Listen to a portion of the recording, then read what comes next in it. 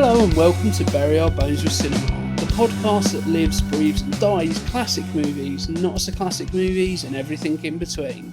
Sitting opposite me in the podcast booth is a Jean-Claude Van Damme to my Steven Seagal, the wonderful Mr. Simon Keet. In today's episode, we implant some false memories at a hefty price with 1990s Total Recall.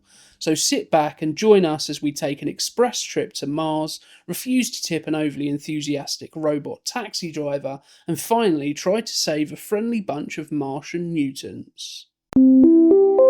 This podcast contains spoilers.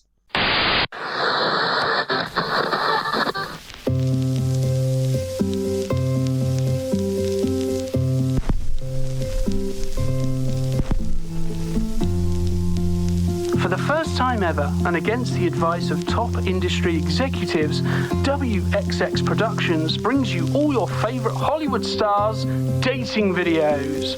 From Sylvester Stallone. I'm just looking for my Adrian to, help me get to the last round, for like moonlit straws, ice rinks, meat factories, Russian ballet, Is your favourite movie stars as you've never seen them before, unfiltered, unedited, and looking for love. When love comes a-calling, Hollywood needs a hero. Some might say an action hero. Yeah, come on, do it. Date me now. I'm right here. Come on, do it. Date me now. That's Hollywood Love Tapes from WXX Productions.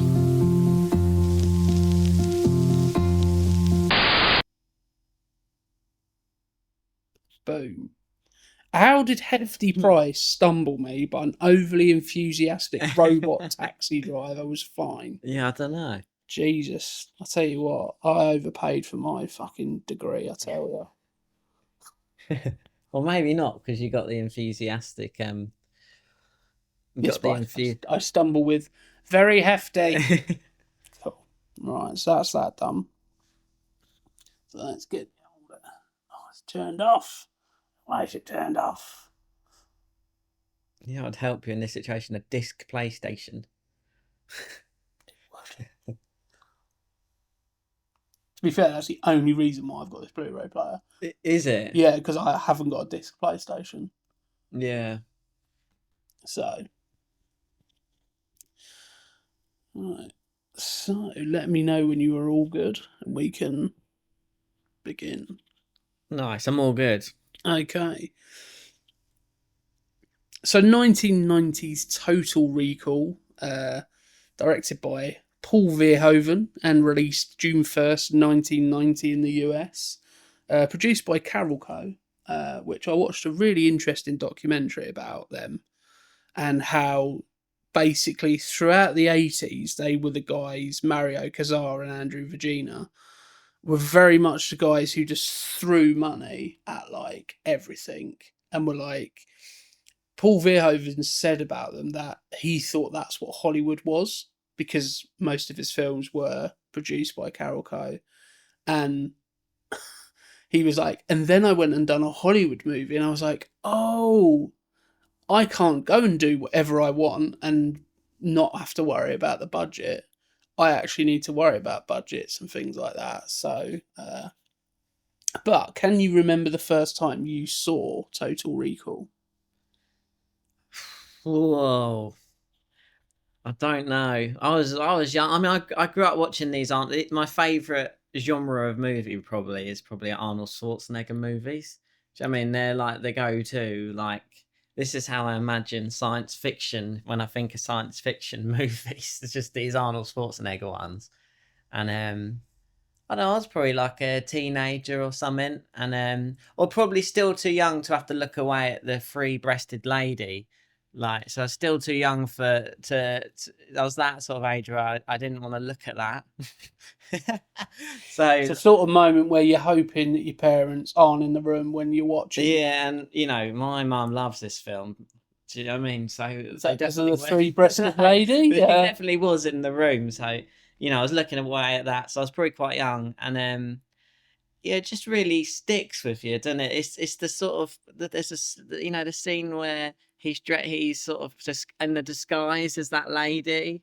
For me as well, I think what's sort of I have this sort of sensory like memory of like being scared of like the glass breaking and like on the Mars base and like your eyes almost popping out your head like those it's like it really sticks with you. And, Yeah, it's quite a it's quite a visceral kind of image straight away. That's kind of it is very much whatever happens, I just don't want that to happen to me. And then I just rewatching it. I've rewatched this when I've been a bit drunk or something. This is just one of those.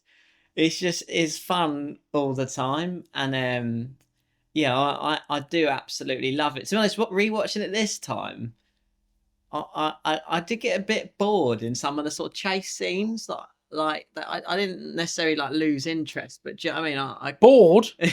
Wow. Well, I was a bit like, oh, it's another running around bit, but I do know what you mean actually. Like it's a film that I don't remember being quite as long as it is. Yeah, that's it. And I think in my research around this, they did have quite a lot of trouble with the third act. Okay. So I think they said that from start to finish there was something like 40 drafts of the script, and essentially the first act and the second act of the script were the same from draft 1 to draft 40 whatever.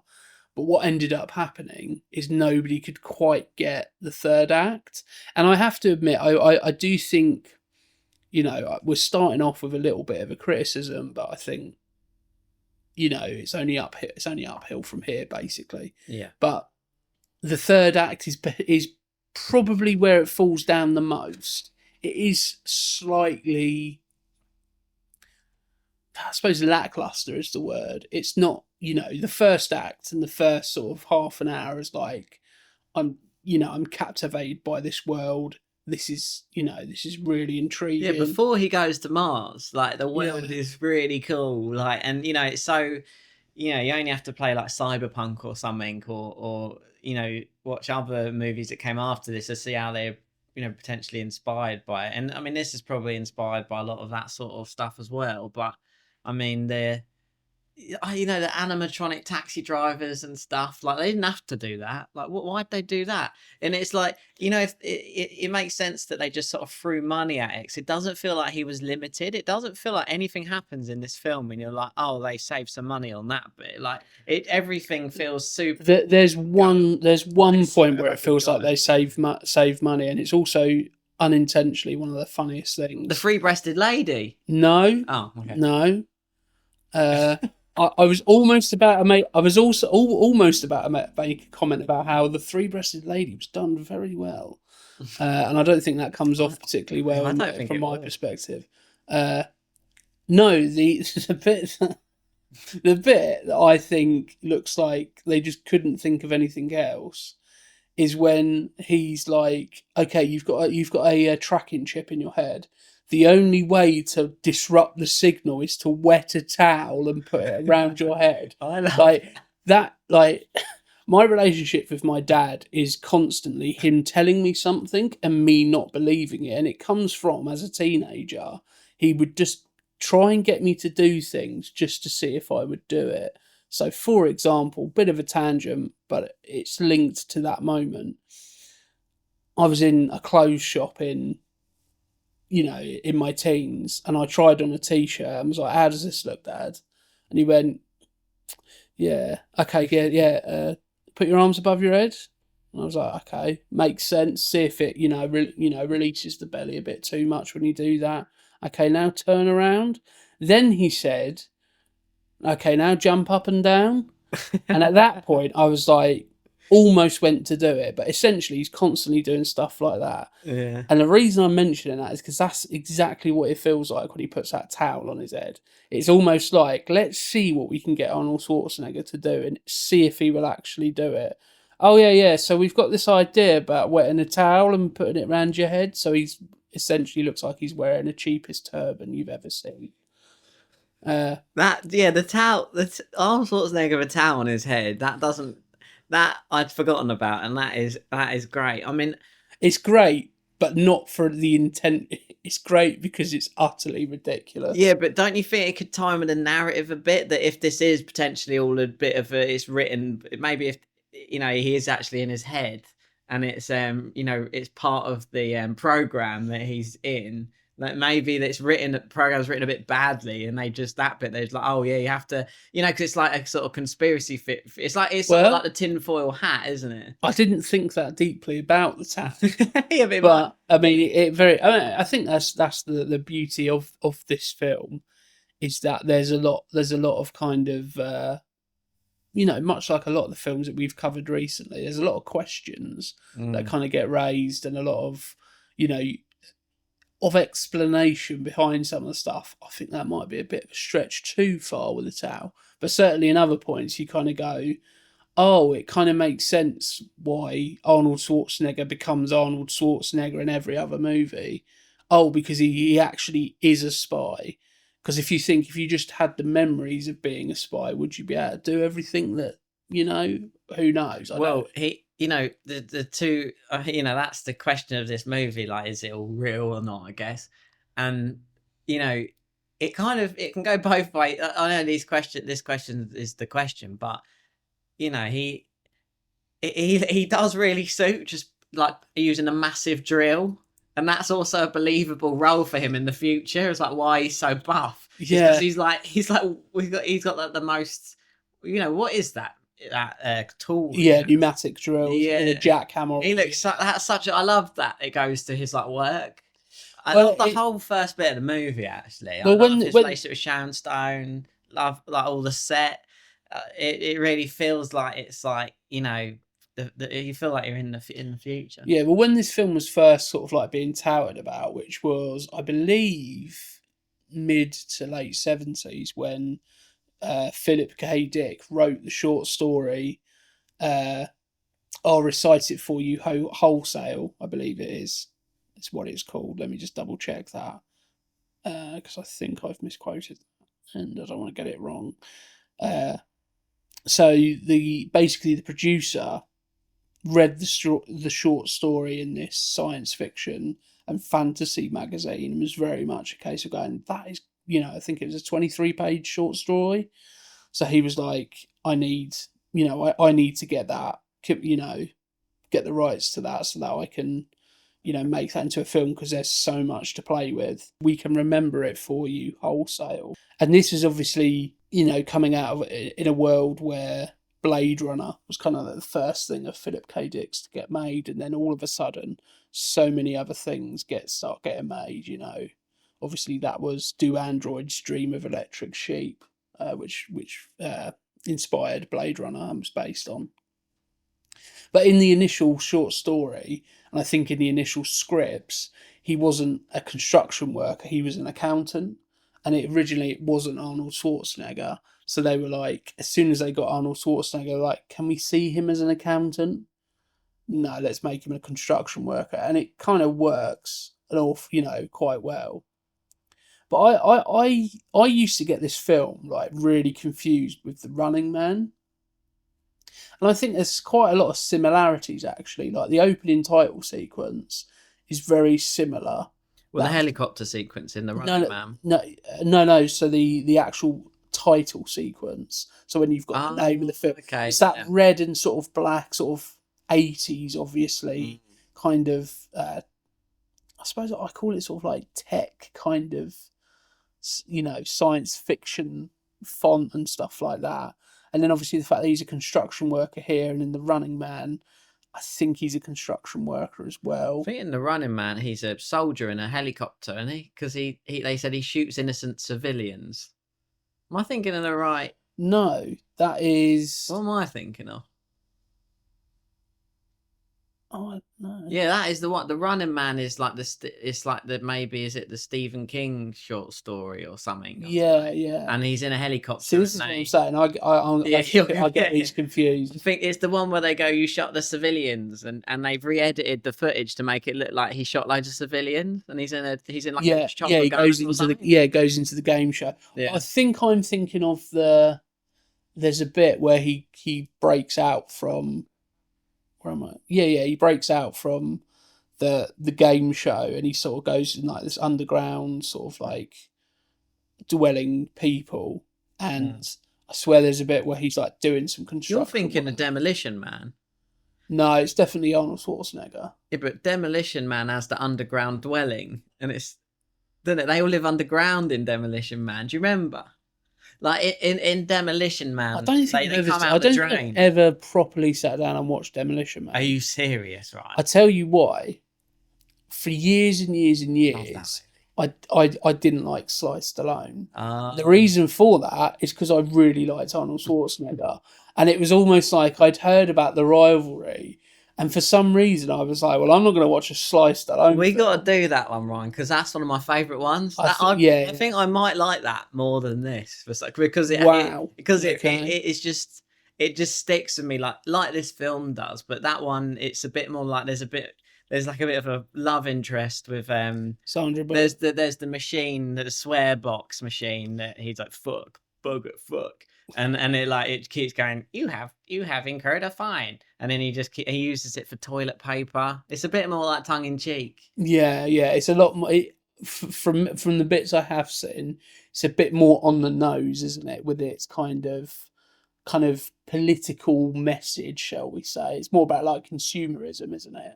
In some ways, I can't remember the biggest themes in it, but there is that. You're right that there's underground people, and he has a rat kebab in there, and I think it's that you're thinking of. No, it's definitely the Running Man because he meets Mick Fleetwood. Oh, because it's the most random piece of casting anyway. Yeah, anything that rings a bell. I've not long ago. What the Running? That's a great movie, just in general, isn't it?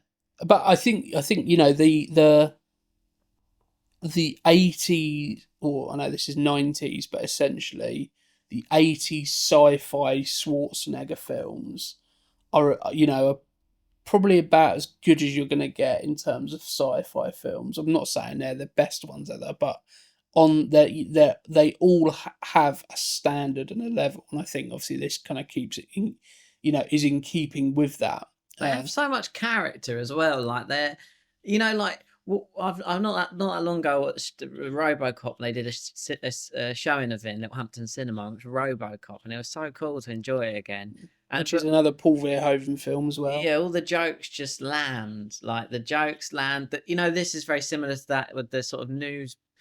The world building at the beginning of these films is really cool, actually. Like with those films do, and this one in particular takes its time to kind of like show you, the world and the positives of the world and that, and then the middle kind of section of the film is about dismantling those kind of positive things about these dystopian futures. And I think films can learn a lot from it, because I watched The Purge the other day, and that was one that I do like The Purge, but I feel like it needs to do a little bit more about building that world, because essentially the world, for those who haven't seen the film, essentially The Purge is a film about one day a year you can commit any crime you want, and that's a way of the government being able to keep crime rates so low, is that everybody knows I don't need to do anything during the year. I can just do it on the Purge day. And I think one of its kind of criticisms is that it doesn't set up that world that well, and so you're very much kind of just placed into it, and then very quickly things start to unravel. And actually, the beauty of Total Recall and a RoboCop is that it does the world building. It so when it starts to dismantle it, you kind of see the flaws in it much clearer, and you can, that story is much more interesting as a result. It's not just, this is a film that has a lot of violence, much like most of Paul Verhoeven's films.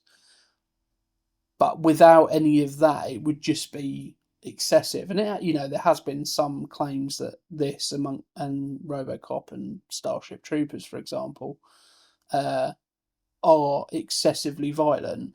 But because of all of these things, I think it just balances it out quite nicely. It just gives the world a realism, doesn't it? Because such bizarre stuff is going on, but then the moment that, like in this movie, when there's bullets flying, people get killed. Do you know what I mean? And it's like it doesn't really care who. It's like, obviously, Arnold's going to be all right, but generally you feel like the stakes are quite high. Even the fact that even if you don't know, even if it turns out it was all in his head, the stakes still feel sort of really high in this movie, I think.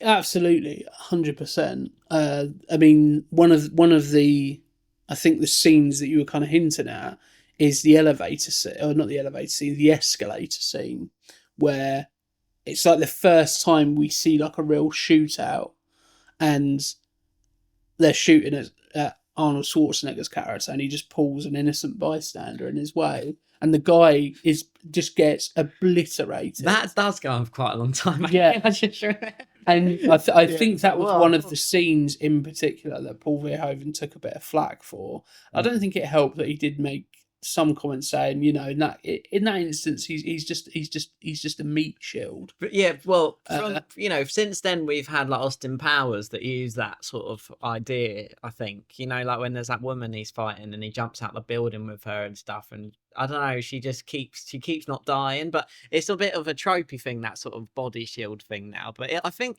I think there's a bit of humor in that when he's doing it. He's not just doing it for the shock jock sort of reasons. I think he's doing that because it's kind of a little bit funny. Like Arnold Schwarzenegger sort of using this human shield guy on an escalator. It's like, I think for me, it feels like it's a little bit silly. It's not just. I think it's 100% a film that understands it has Arnold Schwarzenegger in it. Like there is, like when I put this on, Hannah was watching it with me, and she's just not into these sorts of films at all. And one of the things she pointed out immediately is when he's getting put into the recall, like, I don't know, chair or whatever you call it, the noises he's making is like, and it's like, she's like, oh my God, that's ridiculous. It's like, but it's Arnold Schwarzenegger. I think it works. That's why it works, because it's Arnold Schwarzenegger. What do you think? I know it's a hard thing to really understand. Like, why do you think it? Like, why is this such a good period of movies? Like, why does it work so much with Arnold Schwarzenegger in these sort of quite good sci-fi films? Like, what? Why is he? What? I was thinking about myself. I'll tell you quickly. I was thinking, this is like in a Hollywood.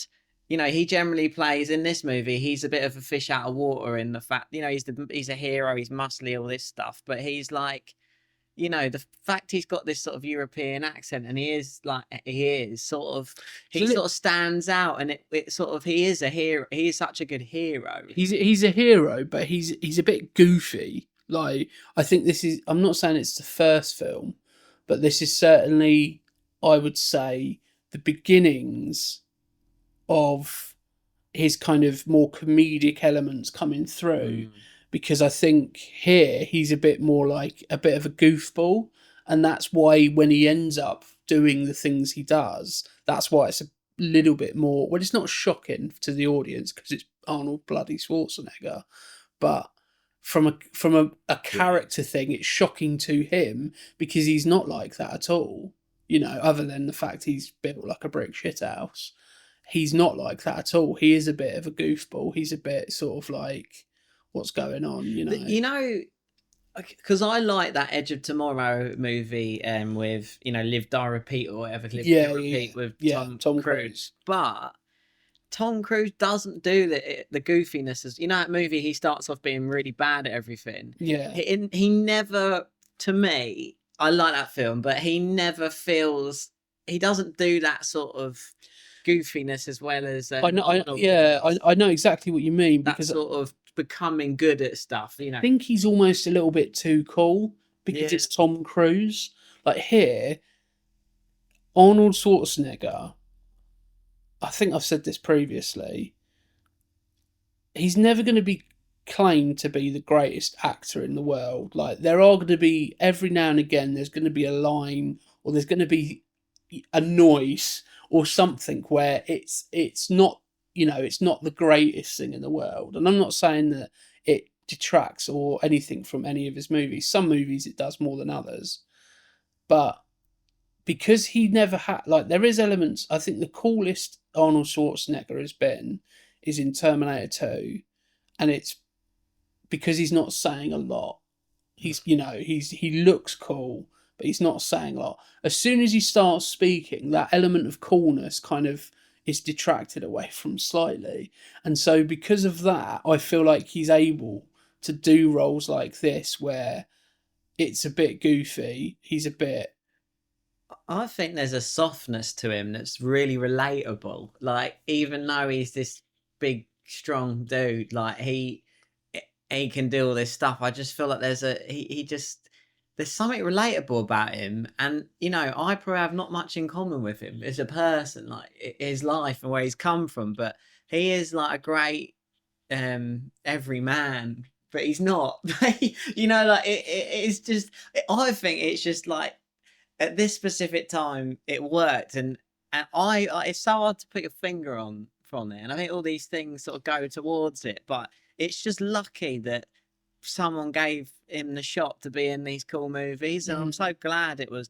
I love sort of Kurt Russell ones, and the I love Blade Runner and stuff, but this is like, for me, it's like it's just fun as well as cool. Like Kurt Russell's cool. And actually, well, Kurt Russell's also fun as well in like Escape from LA and stuff. It's a bit more of a fun one. Or what's the one with all the crazy batshit crazy stuff going on? The Kurt Russell sort of shoot 'em up movie. Where little some. Oh, Big Trouble in Little Yeah, China. that one. Yeah. That's fun. But like this seems to. There's a sort of thing. Also, I think it's. I don't know. He is just a great main sort of character, and you'd want to play him in a video game or something. And just what you were saying about like why this era of movies like has so much charm, and I think do you know the actor Anthony Mackie? No. So he's in the new Captain America movie. He plays the Falcon on now the new Captain America. Oh yeah, sorry, yeah. But he made a really good point, like, at one of these Comic-Con things. He said, I think he was asked the question of like, why is cinema not necessarily as big as it was? And I think what he was saying, like in the set, to be fair, even right back to the 40s, you had movie stars. Like, you went to the cinema to see the next Schwarzenegger movie. You went to the cinema to see the next Stallone movie. In the 30s and 40s, it was you went to the cinema to see the new Clark Gable movie, the new Gregory Peck movie. Yeah, I don't care about that now. No. Yeah. Now, I don't think there are movie stars in that traditional sense, because it's all more. I think ironically, him saying that, I think he was touching upon the influence of things like Marvel, where you're now going to see the new Batman movie, the new Captain America movie, the new Marvel movie, and it's kind of really has like moved away from what it kind of was. And that's not to say that there aren't people who I want to go and see such and such in that film, but I don't think to the same kind of. There's some hangovers like Tom Cruise, the ones that were like tail end of that stuff, yeah, but not really. I think even with Tom Cruise, I think now it's more you go to see the next Mission Impossible movie that just happens to have Tom Cruise in there, and as I say, like, I don't think there is that anymore. And I think I think if you were to, well, obviously they'd done a remake of Total Recall, didn't they, with Colin Farrell? You know what? I've never. I stay away from stuff I know I won't like, and Yeah. I know I won't like it, so I don't. Watch it. I usually, I mean, this is the first time where we've done a film and there's been a remake, and even though I know the remake is bad, in this instance, it's the only time I haven't watched it because I was like, It's not. I don't need that in my life. Like, Oh, you know what? I feel so sorry for Colin Farrell's recently doing all right, isn't he? He's like the Penguin and stuff. yeah. And I love Colin Farrell. I feel like he's quite. I feel like he's not. Well, this is the thing that I was trying to say is that, you know, this movie in 1990, you know, we get onto the figures, but essentially this movie like doubled its budget and then worldwide added some more on. Well, that's because of Arnold Schwarzenegger more than anything. Because if, like what happened, if Total Recall was a completely new thing, when it was made with Colin Farrell, I don't think it would have made, and not that I know the specifics of the figures, but I don't think it would have made anywhere near the sort of, you know, take-ins that the original made, because it's a harder sell. Like, what? So hang on a minute, what's this kind of thing? No.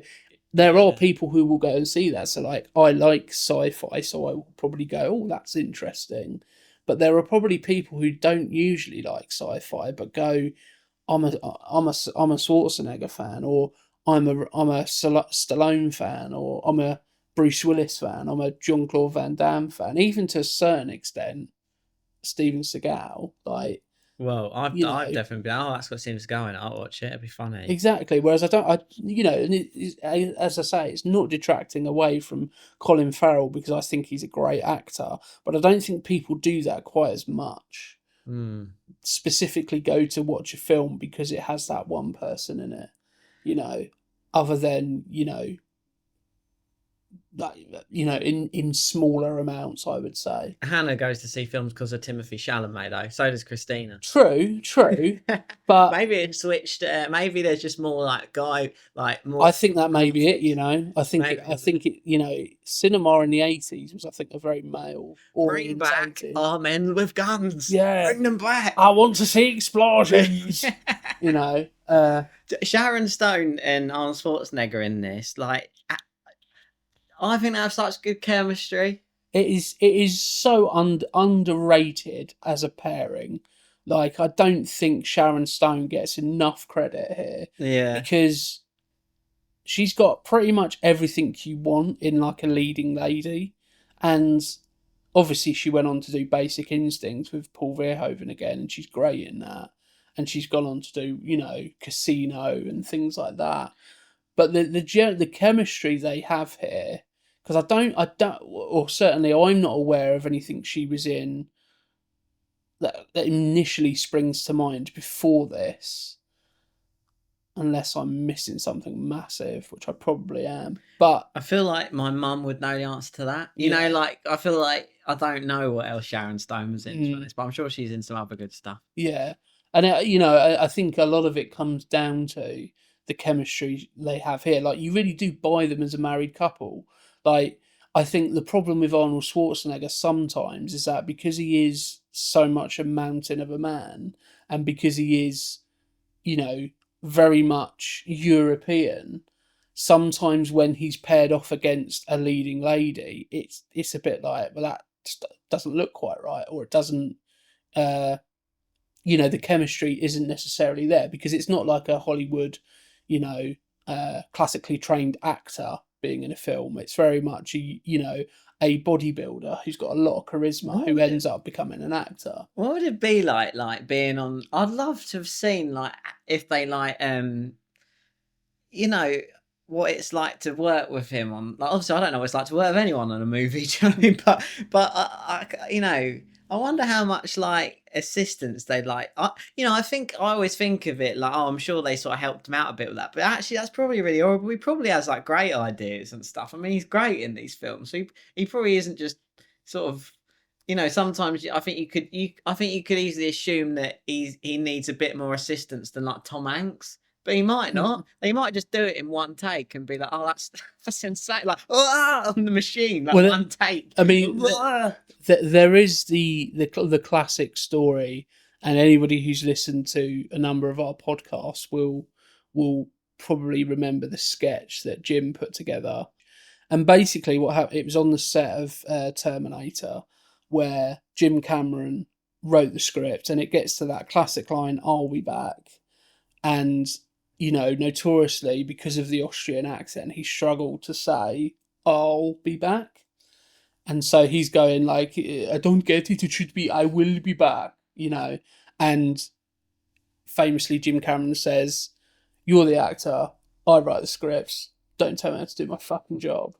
Uh, so there's little things like that where, in terms of how a line is phrased, purely because of English being his second language, things like that. Probably, yeah, he may need a bit of help, but I think, something I do want to point out is we hear a lot of, horror stories really about how certain people are in Hollywood, and you hear things about how people have been treated and X, Y, and Z. And the point I'm making is you never hear Arnold Schwarzenegger in that conversation. Yeah. Well, I've just had a. In the backgrounds, by the way, we've got the movie on as we do at the moment, and I just realised like the branding in it, I think has made me almost buy something recently from watching this movie the other week. I've just been looking at, I don't know, It's consumerism. I was like, oh god, I'll let you watch the branding yourself. I just had a thought though, or something really obvious that I never thought about. Have you watched that Pumping Iron documentary of him? It's a long time ago. But it's just, I just thought about something. Of course, he's great at, moving his body in certain ways and like looking a certain way, because that was his job for a long time. Well, you say that, but it's a different type of movement, isn't it? Like, obviously, he was a bodybuilder, where essentially the muscles are, in a certain way to look the best. And actually, you hear. It's a slightly different kind of tangent, but like when athletes, like usually bodybuilders don't make great athletes because they've got too much bulk. So, it's kind of, I think, by this point he'd obviously dropped a bit of weight, or dropped a lot of that muscle because he wasn't in competition. But his like philosophy from that movie is like, it's something in, well, I don't know if it necessarily, I can't say that, it's been a while since I've seen it, but I feel like he kind of thinks that, I don't know, there's something else going on like in the bodybuilding that he does. Like I feel like he's performing and he's like aware of everything he's doing. Oh yeah, and I feel like that's got to help. I mean, like, I don't know, I can't do certain facial expressions if you told me to. Yeah, I mean, I don't know what my face is. Some people will argue that Arnold Schwarzenegger can't. He can. I think Arnold Schwarzenegger is one of those actors that you kind of know what you're getting, and I think if you go into it wanting to see like a Daniel Day-Lewis performance, then the problem's on you, because you're not going to get that. But he's his body of work is so vast. And yes, he made a lot of his name with action, but I would say one of his best performances is his performance in the Terminator. And if you haven't listened to our episode on that, go back and listen to that in the archives, because that's a great episode. And if you like Terminator, you'll probably enjoy that. But the reason most people, like he actually really detailed that when he was saying about how the Terminator looks at things, and he's saying that he scans things because he's a machine. He doesn't just look at something. He kind of like goes, there's that classic, or there's a few classic scenes where he goes into like a new area and his eyes go from left to right, back to left, back to right. So he's literally scanning the area. And then even things of like, him pulling a gun out, he said that this character is a machine, so there would be no wasted movement. It would be 100% efficiency. So he like specifically asked for certain training so that he could take out the gun and kill whoever and put it back without there being any wasted movement. Oh, And it's that's like cool. most people wouldn't apply that. Like you hear the context of the Terminator and you go, all right, okay, I'm a machine. Most people wouldn't apply that kind of like The forward thinking. RoboCop dude was pretty mental as well. Yeah, Being yeah. RoboCop, wasn't he? What's his name again? That's Peter Weller. He's so Yeah. good. That walk he does is just Yeah. insane. And that's what I mean. Like, I watched a film called Nemesis, which is a similar sort of RoboCop type, Terminator type thing, and the actor in that isn't a particularly great actor. And it's those kinds of things where if you had somebody else in the role of the Terminator or in RoboCop, you're not getting that, that level of that level of thought when it comes to like the actual acting of it. So, and I think he's vastly underrated in terms of his acting because it's very easy to dismiss him because the odd line sometimes sounds a bit odd because of his I accent. think it's just there's some of the more silly Arnold Schwarzenegger movies, like maybe just make you think of. I mean, like he's also done Jingle All the Way as well as which we have an episode on, so go back and Yeah. listen to. Another one I like is the school teacher one. That's great, isn't it? Kindergarten Cop That's is a great movie. That's fantastic.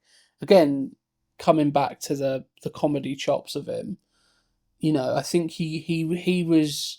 I think he's astute enough to know his limitations and knows that the way he can sometimes get around things is with that humour, So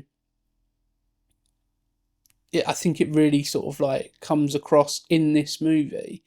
One quick other Arnold Schwarzenegger thing, as we're here, is him playing Quaid from the past. Him doing the pre-recorded Quaid, and he actually puts on quite a different. He seems quite, he's great at that. Quaid, what does he say? Like, oh, if you're reading this now, you're when he reveals. He's like the opposite of who he actually is.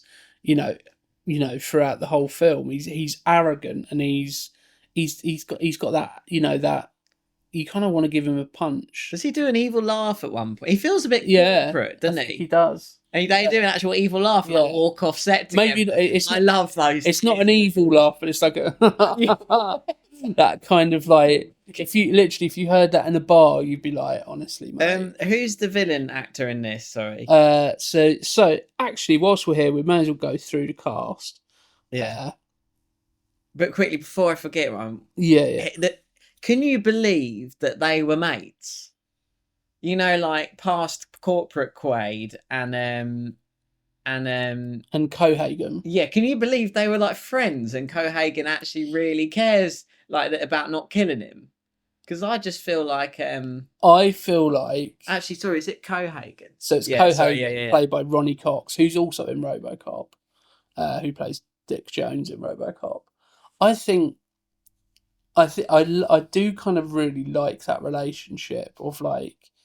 I think it goes to some extent to like showing Cohagen's ruthlessness, where he's like, "Oh, I really like this guy, but he's become a bit of a nuisance now, so therefore he needs to be shot. He needs to be eradicated." And I think it works because you see that sort of like. Because that relationship is like really sort of like cringy. I could quite easily see either of them getting annoyed with the other one really quickly. Yeah. So I kind of buy it. But yeah, as I say, let's go through the cast list. So we have Arnold Schwarzenegger, if you haven't already realised, playing Quaid. We have Rachel Ticotin playing Melina. We have Sharon Stone, as mentioned previously, playing Laurie. We've got Ronnie Cox playing Cohagen. And we have Michael Ironside as well, playing, I believe, Ritter is the name of the character. Yeah, Richter, sorry. And, Michael Ironside, we obviously spoke about in our Starship Troopers episode a little bit. I think he's a great sub-villain here. I think he's challenging the same sort of energy he had in Scanners. And I don't know if I've seen that. That's a David Cronenberg one. Very similar in its kind of, a bit darker, but similar in its kind of science fiction elements. So as we're on the cast, let's go through the crew. So we've obviously mentioned that this was directed by Paul Verhoeven. It was based on a short story, as mentioned earlier, by Philip K. Dick, and the short story is We Can Remember It For You Wholesale. The writer and producer was a guy called Ronald Schwarzenegger. Also written by Dan O'Bannon, who worked on the screen story and the screenplay, along with John Poville and Gary Goldman. We also have Buzz Feitzens as the producer as well, and also Jerry Goldsmith as the composer, who had worked an awful lot with Carolco. And I think that ended up being the first meeting, I believe, between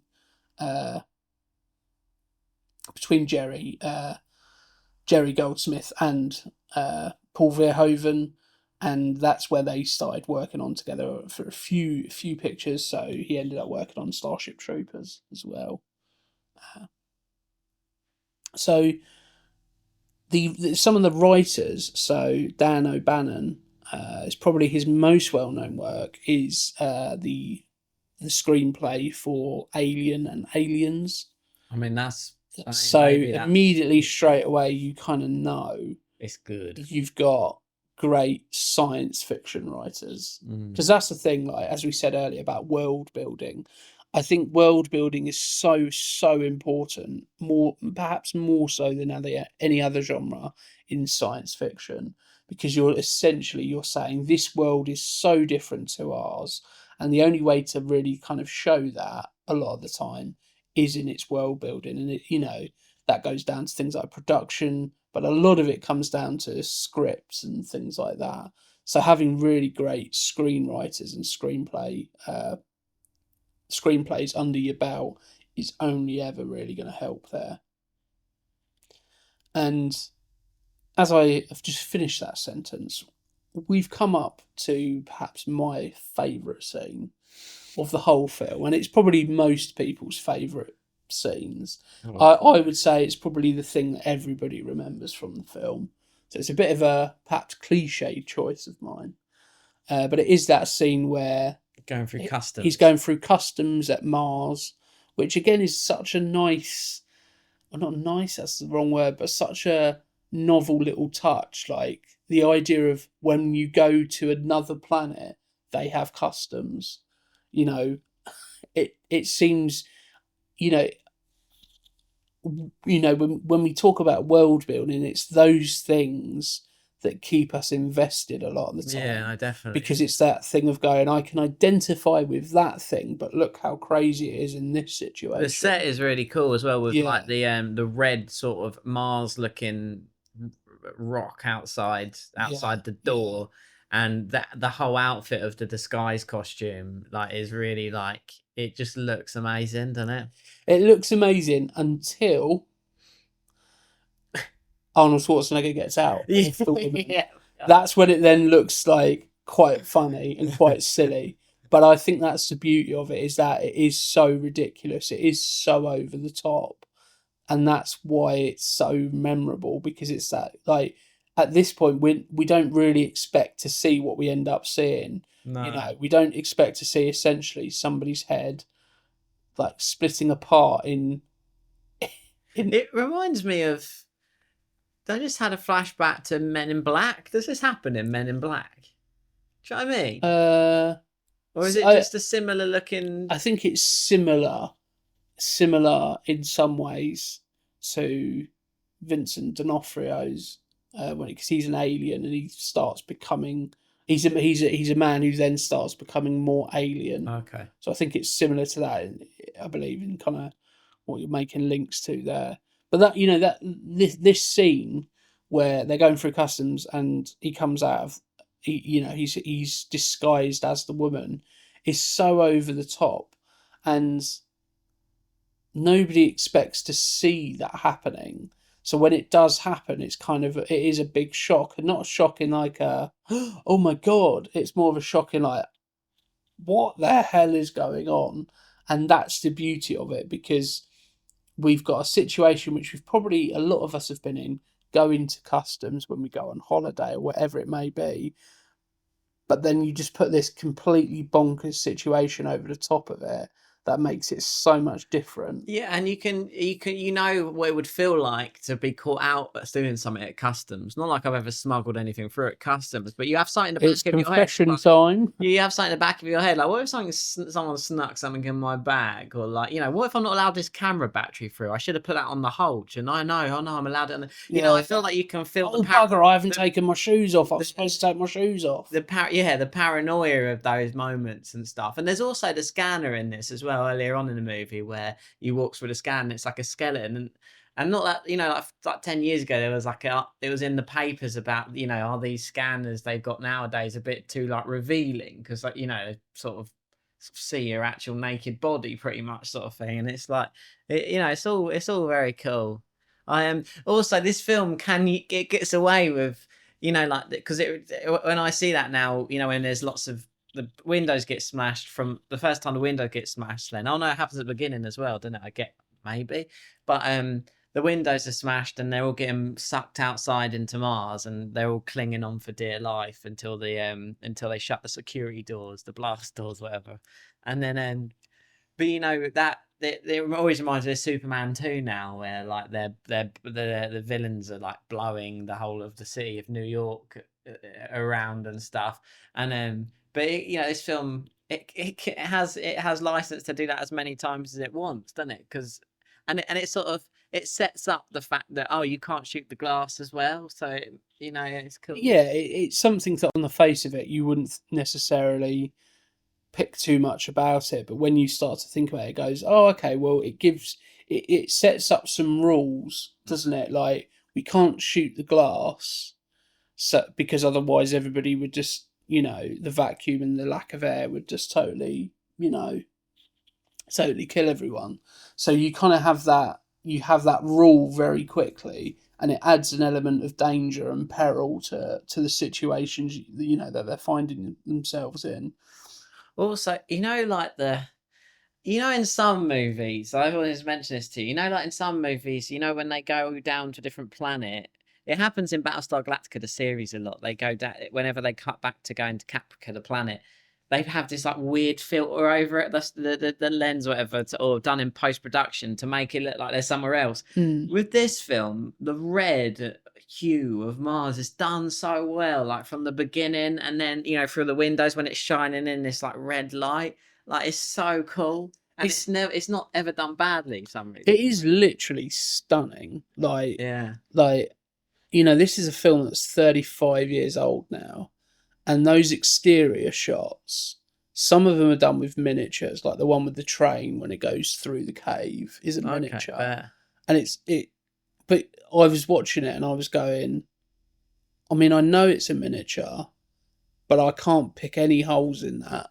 Like, that looks so good. It looks so, realistic. It's so believable. And those exterior shots, like when they're looking out of the train and you see that mountain and that red hue, and in pretty much every scene where there is that in the background, it just adds so much texture to this world. Like, that's always like the kind of the backdrop, as it's almost like a very much because of the redness of it, it's almost like this constant element of danger. Hell. Like it's always there. It's always the elephant in the room,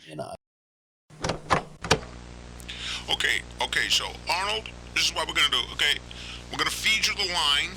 Right. And what I want you to do is, I want you to stop, look around the outside of the frame as if you're looking for weak points, and then I want you to look back at the officer, do your line, turn, and leave. Okay? You got that? Yeah. Okay, cool. Okay. Grip, we got camera rolling? Yeah. Okay. Lights, yeah. And rolling. action. Okay, feed the line, that's it. It may take a while. You want to wait for the bench over there? Now, Arnie, look up. That's right, look down the corridor. Dash it, and up, across the top. Down to your left, along the bottom. Perfect. Now lean in and line. I will be back. Cut! Okay, Arnie, that's not the line. Oh, I thought it. No. I Okay, just try it again. Okay. I will be back. No, the line. Yeah, but I thought No, the line is I'll be back. I Three will. words. I will be back. I Take three. Okay, feed the line. If you want to wait, there's a bench over there. Yep. Left. That's it. Down to the bottom. Yep. And now your line. I will be right back. God damn it!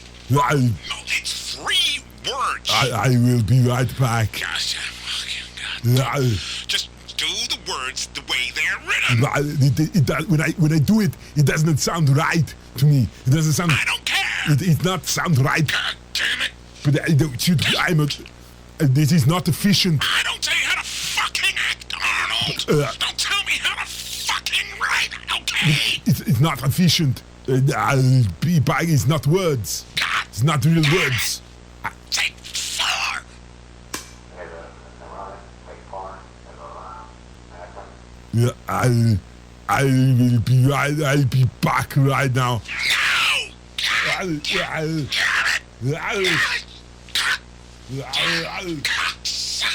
Can someone see if OJ's still available? Okay, I think that's right.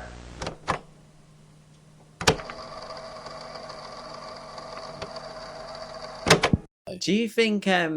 Why do you think he wants to go to Mars so much? You know what? He in the first scene he's watching the news or something, and he just got this fascination with Mars. Oh, I guess that's part of the plot is he's dreaming about because. But would you want to go to Mars? Would you want to go to this? Would you want to go to this Mars? I would. I mean, that's quite a big question. But I guess really what it is just going to the base. There's even a gift shop. I didn't clock that before until just now. I think that's so. What I was saying earlier about those mundane sort of things like customs. Of course, there'd be a gift shop at Mars. Yeah, like Martian. Get your Mars rock. It might be rubbish. It might be like a sort of run-down seaside. Like initially, Mars would be amazing, but then when we're a bit done with it and no one can bother to go out there, it'd be a bit like it'd be like those knockoff Disney worlds, or like in this country, obviously we've got Butlins, which is or Pontins, like sort of run-down, sort of like holiday club sort of things. Yeah. No disrespect to anybody who goes to Butlins. No, I think they've done some new things to them. Yeah, for a long time there was like a bit of a bad rap about it, and I think it would be a little bit like that. Like you've got this initially this fascination with this other planet, but I think as soon as like humans would overtake it, it would just immediately become, like cash grab. Yeah, and I think not that I don't think this is a theme that's like really explored in this, but I think there is that kind of you see things like in the shootout. There's like Mars Today.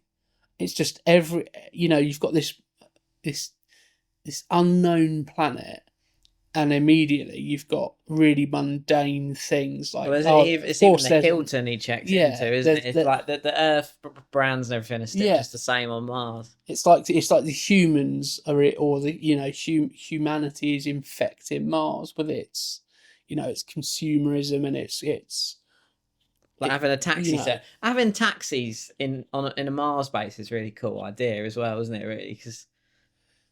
But why do you think they're driven by a human? Are all the taxis on Mars driven by humans, and the ones on Earth are driven by robots? Yeah, Do you think it's showing that maybe there's some more jobs available, like more opportunity maybe on Mars? I think it feeds into the fact that everybody that's one of the things that Recall the company are trying to do. They don't really want people to go to Mars because they want to sell memories of going to Mars, so you don't have to go there.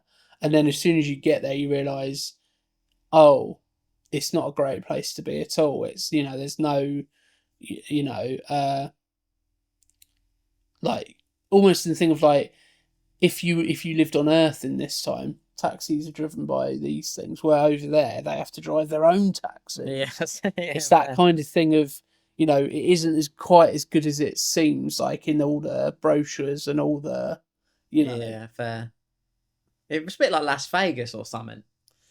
Yeah, I mean, as I say, probably people who have been to Las Vegas. I've never been, but it's quite fascinating to me. You've been, haven't you? Yeah, I have been. I was a kid. I was young for some reason. My great uncle Joey took me. He was like a sort of Del Boy type character. He's like, take you all to Vegas. And then the night before we went away, he got burgled, weirdly, in London. And we ended up going. That put a spanner in the works. And we stayed in a place called Laughlin, Nevada, which was like a little town out quite far away. But then we went in a couple of times. And, there would, you hear the same thing. There's some like dangerous neighborhoods and there's some rough parts of it, obviously, because of what it is. And there's some massively cool buildings and stuff. But I guess, people have to live in these places, don't they? And it's like, yeah, it seems far more like something that's built for tourists. Yeah. Obviously Las Vegas is, but Mars feels like, they've built it for tourists. I think, are they mining on this? Yeah. It's like a mining thing, isn't it? Yeah. So, it's almost like a bit of a sleazy place. Like, it's a place you'd go to get your end away. Yeah. It's almost like, you can almost hear people saying whatever happens on Mars stays on Mars. It's like they say about Vegas. Yeah. There probably is an underground like gambling ring I guess it's like like the New World. They'd be a bit more lawless potentially. Yeah, and I think that's kind of the point. Obviously, they've got like a resistance there. Yeah. There's the Kuwaito who keeps being mentioned, and nobody can. God, I've forgotten about what Kuwaito was. Yeah, a bit of a Voldemort situation going on. Yeah, well, that special effects was done by Rob Bottin, who was the same guy who worked on The Thing. Wow. So again, that's probably why those practicals, effects work and look so good. Is because it's the same guy who done The Thing. Obviously, The Thing is a very, very much a standard bearer for that. And we when you got a whole cast of characters in this bar, haven't you? Obviously, you've got the three-breasted lady, who you obviously have a bit of a thing for. We've got the one-eyed character who's played by Dean Norris. Yeah, go on. Who's Hank from Breaking Bad. Yeah, okay. Because I was watching it and I was going, I recognise that voice. That voice. Quick IMDb check. It's Dean Norris, who was also in Starship Troopers as well. And it just, it feels like naturally, it feels like a completely different world than Earth. And obviously, it is a completely different world, but they could have had it very, depending on how you interpret it, they could have done, very much different things with it. So, this is a film that I think audiences really, really took to. And I just want to read something by a kind of legendary film critic, Roger Ebert. Kind of hits upon what we were kind of saying earlier, but this is a quote from him when he reviewed the film when it came out. So there may be people who overlook the Arnold Schwarzenegger performance in Total Recall, who think he isn't really acting, but the performance is one of the reasons the movie works so well. He isn't a Superman this time, although he fights like one. He's confused and frightened, innocent man, betrayed by the structure of reality itself, and in his vulnerability, he opens the way for Total Recall to be more than simply an action, violence, and special effects extravaganza. And I resonate with that so much because it could have been exactly that, and I don't think it would have been a bad film for it. Like if you put, let's take somebody who I don't think has the same acting chops. You take Steven Seagal, you take Jean-Claude Van Damme. Probably Jean-Claude Van Damme is perhaps the closest comparison to, probably because of the European kind of nature. And, I think you put them in there, and it becomes exactly what Roger Ebert kind of said it could have been: just action, violence, and a fairly by the numbers affair. But with Arnold Schwarzenegger in that role, he does draw that kind of humanity out of this character, and I think it just resonated with what we were saying earlier, and often critics don't pick up on that. Like, I think critically, people have dug Arnold Schwarzenegger out quite a lot of the time, for his acting ability, and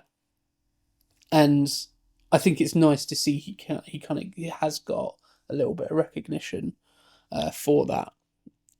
But as we're on the subject of Arnold Schwarzenegger in the role of Quaid, would you like to know some people who may have been? Yeah, go on. That's cool. So, in no particular order. So, one name that was touted to play Quaid when the movie began production in Australia with Bruce Beresford as the director was Patrick Swayze. Okay, fair. I mean, a different director would have took this somewhere totally different. Absolutely, and I think Patrick Swayze would have probably done a fairly decent job. Other than Roadhouse and Point Break, I don't really see Patrick Swayze in that kind of action role quite as much. He seems to be more of a heartthrob kind of role, admittedly, but, and the only reason why he didn't end up doing that is because Dino De Laurentiis, his company, who was going to fund the production, went bankrupt. And it's only then that Arnold Schwarzenegger heard and persuaded Carol Coe to buy the script for him. Was there any other ones? There are some other ones. Wait, Arnold Schwarzenegger asked for this? He knew the story and was like, this would be really good. He is clever. And, there's even, like what we were saying about earlier with the kind of the exterior shots, those were due to be cut because they were so expensive. And Arnold Schwarzenegger saw a rough cut with them in there.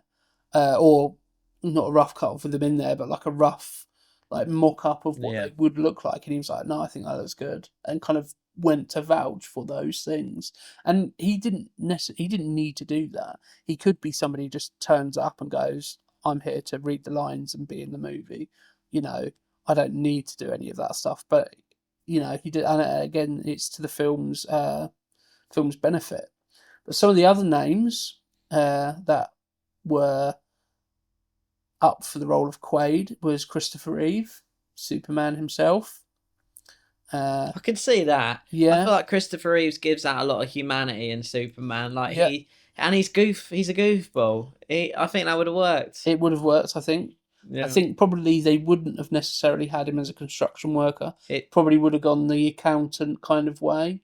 He could have been a construction. I mean, he's still pretty beefy guy. I mean, he has to be. He was Superman, wasn't he? So, Christopher Reeve. Yeah, I think Christopher Reeve, I think, is somebody you don't hear about enough. Career was just cut short. Yeah, and obviously that's kind of the biggest reason. But you think about it, he was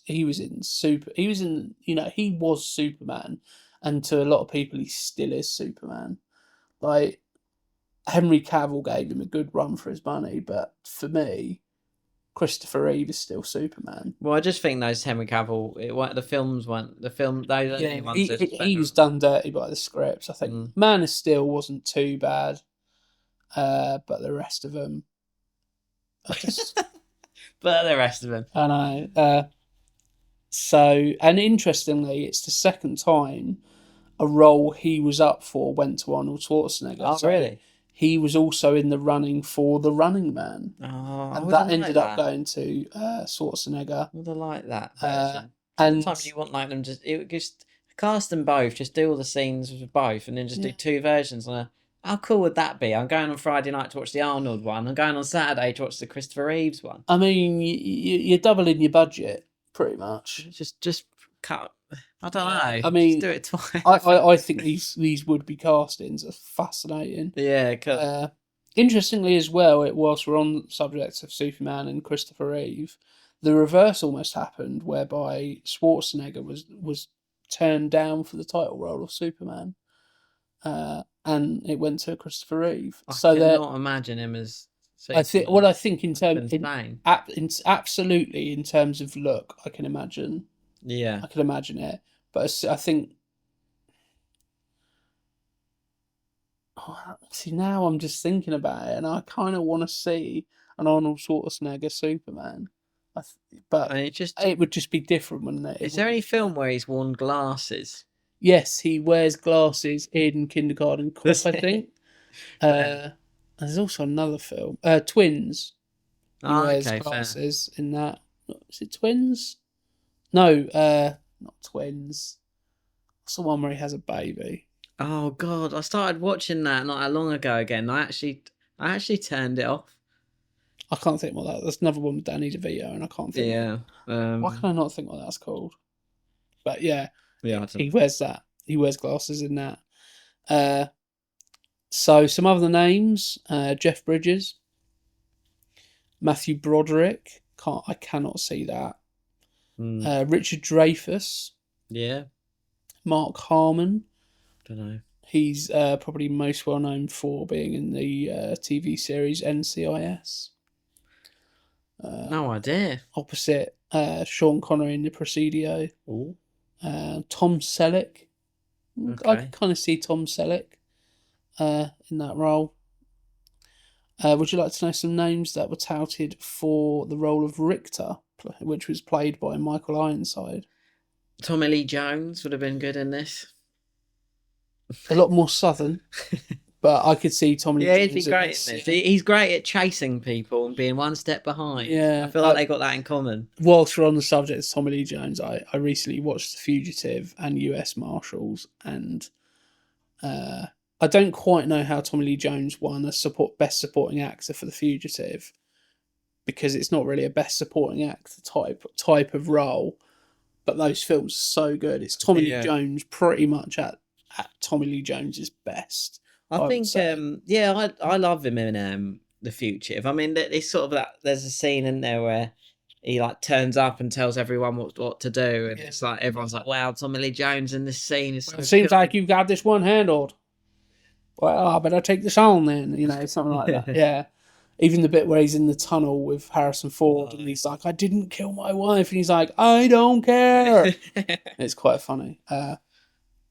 Yeah, so those were some of the names. So No, yeah, it wasn't sorry, Tommy Lee Jones. no, it wasn't. It wasn't, was it? That's just us like fancy casting that. In the role of Richter, we have Robert Davi, who is probably most well known for, I think it's The Living Daylights. I want to say. Okay, fair. The Living Daylights, the one of the Bond films. I think he probably, he's also in Die Hard. I recognise him. Yeah, he would have been all right. I mean, to be honest, the film is so good. The script's great. It looks great. I think a few people are quite interchangeable in what they bring. I think the ones that really stand out for me, obviously, is Arnold and Sharon Stone. They're the ones that, like, I don't know if they're yeah. Yeah, and I mean, Arnold Schwarzenegger did refer to Sharon Stone and her performance, but also her attitude to the performance and the work she put in. He referred to her as the female Terminator. And if you were to have a female Terminator around this sort of time, then 100% she'd be fantastic. She is absolutely fierce in this movie. So cool. She does, and it's something you don't often see when you have someone who's obviously very, very pretty and beautiful, like Sharon Stone. It's usually that's what they're there for. Which she is at the beginning. But she's there, and she also does all the stuff that the guys do as well. Yeah. You kind of get the best of kind of both worlds. I realise that may sound like the guys do, isn't it? Yeah. Like she and it has one of the best lines as well. Consider that a divorce. It's great. Another person who could have played the role of Richter was Kurtwood Smith, but he didn't want to do it because he just done or not just done, but he felt the role was too similar to the role that he had in RoboCop. For those who don't know Kurtwood Smith from anything else other than RoboCop, he's also the dad in that 70s show. Never watched that. So that some of those castings there could have taken the film, as we always kind of say, in very different directions. And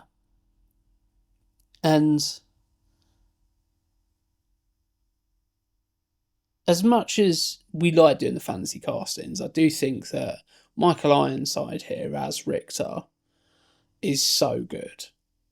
Like, it's something about Michael Ironside's voice which just makes him so believable as like a guy who is just a little bit unhinged. He's just got a bee in his bonnet about Quaid as well. He's made up his mind very, very quickly. He doesn't like him.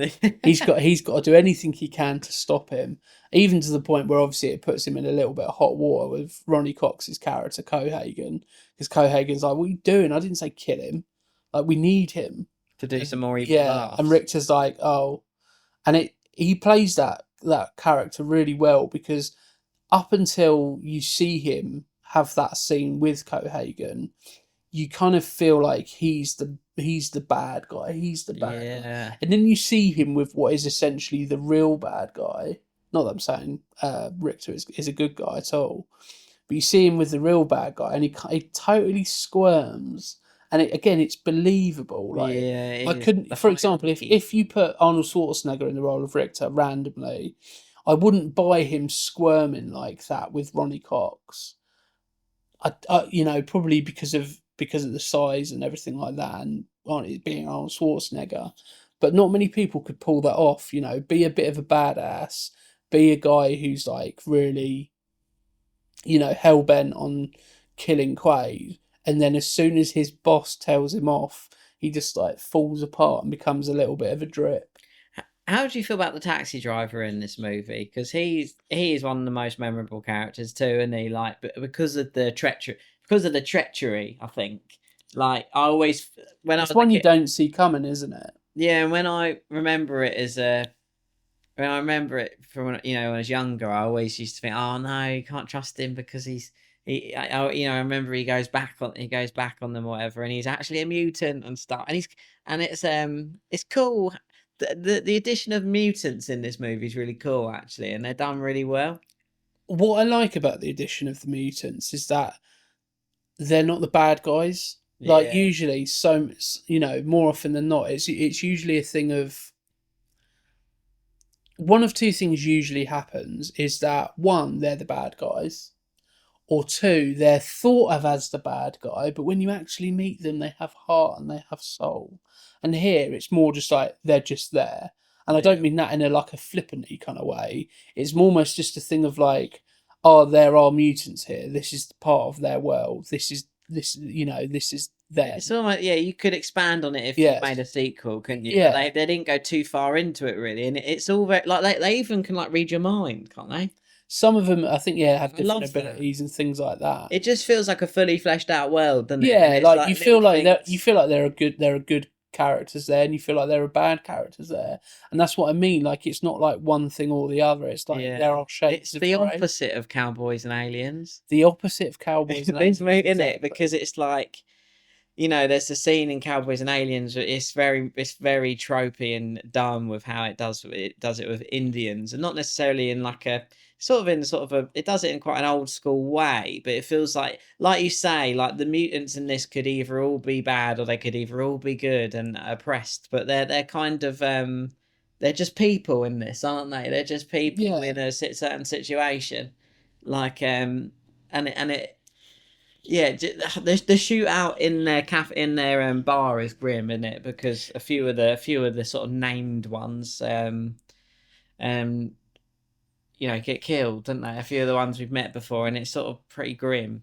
Yeah, and I think that's probably the heart of the use of the mutants in the Martians, or however you want to refer to them. I don't think they're Martian. Oh, I guess they are Martians. They're on Mars, aren't they? I guess I was thinking Martians as an alien that's on Mars already. Yeah. We're getting into semantics. But yeah, so I think that scene is very much pivotal for it's like, you know, they're just caught in the crossfire, literally caught in the crossfire. And I think it in one way, it kind of shows you how, like, you know, vulnerable these people are as well. But also it just goes to show you how, like, ruthless this government is. And it's all about power, really. It's not about, you know, providing citizens with, you know, with good lives and things like that. It's more like, well, if we go to Mars, that's another thing that we can conquer and we can monetize and we can, you know, rule over. I mean, which comes to one of the big plot points towards the end, which sort of it doesn't really feel rushed, but it's quite a massive thing that's happening. First of all, Ryan, doesn't this movie make you want to call someone on FaceTime, but not initially have your face on the camera and like turn to it? Have you noticed in this happens loads. They're like on a video call and they like turn into the camera, and I love it. I just think, yes. That is a great way to call someone. Yeah. Like, just have the side of your head and just turn around to it. Like, what were you doing? That's an introduction, isn't it? Right, next, so you heard it here first. We're telling you, next time anybody FaceTimes or video calls anybody, make sure you're side on first. Wait for them to say hello, and then turn to them. And also step out as well, because when towards the end, when it's Quaid and when Quaid and they've done their like explanation to Quaid, like when the villain and Quaid has done their explanation explaining everything that's gone on, they sort of step out and do an evil laugh. But these scenes are so good. I love this because it's like, you wouldn't necessarily, before like FaceTime and that existed and video calls actually were a legit thing, you wouldn't necessarily think of that. You wouldn't like necessarily like turn into it. Like, that's not something, I don't think they were aware that's not something you would ever do. It's something that we now in 2025 think is so odd because we obviously have that ability to do it. But at that time, it wouldn't be. It's not. They probably have gone, oh yeah, why are we turning our heads? Why are we not just like, until somebody's challenged with that, they wouldn't even think of it. But it works for this. But it's obviously great. But going back to the sort of big plot point of, you know, that the reactor and all the reactor, and I think this is where I was kind of getting to later on, or earlier on, sorry, where this is where things start to feel a little bit not quite hitting the way that the first hour does, because as you say, it's a really big plot point, but it is just kind of thrown in there, and all of a sudden it's not about Quaid finding out why they're after him and finding out who he really is and anything like that. It's now become we've got to save Mars, and that wasn't what the first hour and 15 minutes was. So it feels like a real sort of shift. And I'm not saying that it's overtly a bad thing, but it does feel like a noticeable shift in kind of what's going on. I think a lot of the first hour is, okay, why are these guys after Quaid? What's going on? What's, you know, and then once we get to find out a little bit more, it's like, oh yeah, by the way, we've got to save Mars here. Feels a bit throwaway. Well, isn't at this point, up to the point where he's meeting, what's his name? Quato, isn't it still very much like he's just helping the resistance, and isn't it like he's going to help the resistance, but it's not till later he finds out what they're actually. I don't think the rebels don't know what they're sitting on, do they? This alien thing. And I think that's kind of what I mean. Like, at this point, he just randomly starts helping these resistant members, and I kind of get the point. The point is that it's a means to an end, because he gets a bit of help in fighting off the people that are after him. Mm-hmm. But it feels more a little bit like he just gets a bit distracted. It's almost like, I'm trying to find out why have I got these memories and what's going on and why are these people chasing me? What's going on? Oh yeah, I can help. It's very much. And as I say, I don't think I don't think it detracts too much away from the film. But I think if you were to, be kind of objective with it, I think certainly the first half of the film is a lot better than the second half of the film.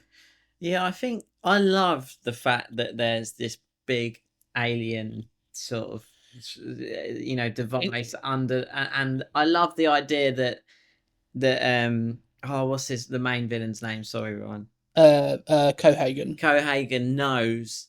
I love that he knows he's sitting on something that can restore the atmosphere. That he creates an atmosphere that we can all breathe and live on Mars properly. But he would rather people have control over the air and be in charge.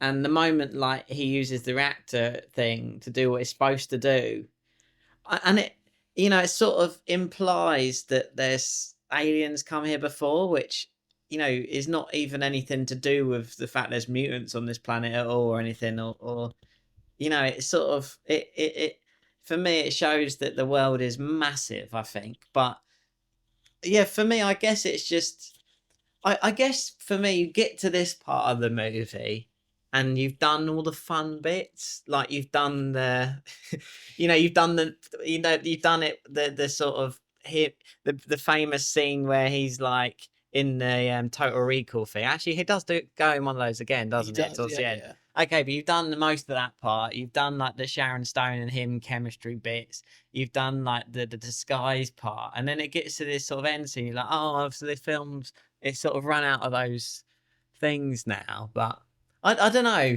Also, I feel like there is a slight. I always felt with this movie, even growing up, there was a slight anticlimax with how he kills the last villain. Do you think that? Oh, Yeah. no, sorry. No, it's how he kills the second to main villain. Is that what Richter? His arms come off, don't they? Like he's going up a lift shaft or something. I genuinely can't remember. Yeah, right. Yeah, he's going up the lift, and he does one of his famous quips. I feel like we're gonna have to find out what the quip is at some point. Yeah. And you know what I mean? And I feel like it sort of ends a bit. It's super satisfying though. I mean, in doing so, he. I guess the main thing is, if it is a recall thing, that and maybe he's in a delusion and it's all fake. Like maybe the recall dream didn't work and he's stuck in there or something. If it is that, maybe it all would go to zero. Because at one point the psychologist comes into the hotel room and he says, "Oh, in a minute you'll be talking about aliens or something. You'll be snuggling up to your friend who's the villain, and and your walls will come crashing down." And then like very few seconds later, the walls come crashing down, like showing like, oh, is it all in his?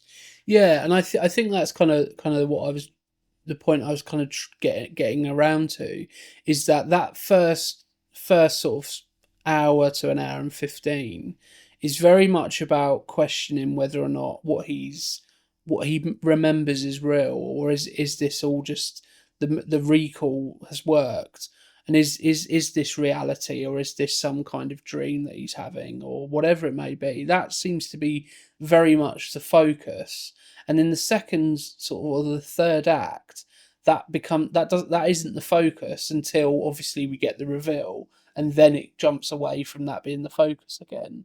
And I think that for me is the intriguing part of it, is those kinds of that conflicts that Quaid has, where he has the ability to do all this stuff, and he remembers stuff that he shouldn't remember before he's even done the recall, and what's going on, and actually what all of this stuff, and that doesn't that then isn't the focus, and it's now more about this resistance and what is Cohagen hiding, and all of that stuff. And I'm not saying it just feels very much.